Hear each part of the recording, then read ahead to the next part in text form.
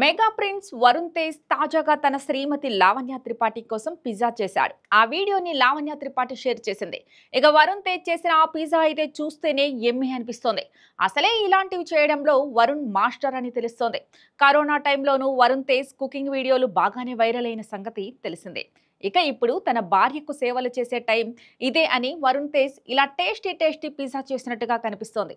సమయానికి తగు సేవలు చేయని అని శ్రీవారిని అంటూ వరుణ్ తేజ్ తన భార్య లావణ్యకు ఇష్టమైన పిజ్జాని చేసి పెట్టినట్టుగా ఉంది.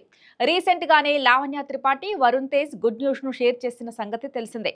ఇక ఈ ఏడాదిలోనే మెగా ఇంట్లో సంబరాలు జరిగేలా ఉన్నాయి. లావణ్య త్రిపాఠి పెళ్లి తర్వాత చాలా ఆలోచించి ఆచితూచి ప్రాజెక్టులు ఎంచుకుంటున్న సంగతి తెలిసిందే.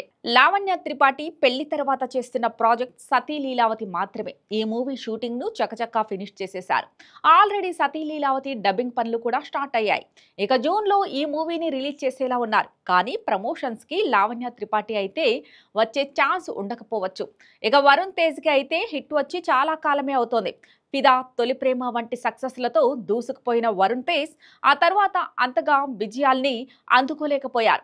ప్రయోగాలు చేస్తూనే ఉన్నాడు, కానీ ఆశించిన సక్సెస్ మాత్రం రావటం లేదు. మెగా ఫ్యామిలీలో కొత్త కథల్ని ప్రయోగాల్ని చేసే హీరోగా వరుణ్ తేజ్కు మంచి పేరైతే ఉంది. కానీ ఇప్పుడు వరుణ్ తేజ్ వరుస ఫ్లాపులతో సతమతమవుతున్నాడు. ఇక ఇప్పుడు వరుణ్ తేజ్ ఓ తెలుగు, కొరియన్ మూవీని చేస్తున్నాడు. ఇది కామెడీ థ్రిల్లర్లో ఉండబోతుందని సమాచారం.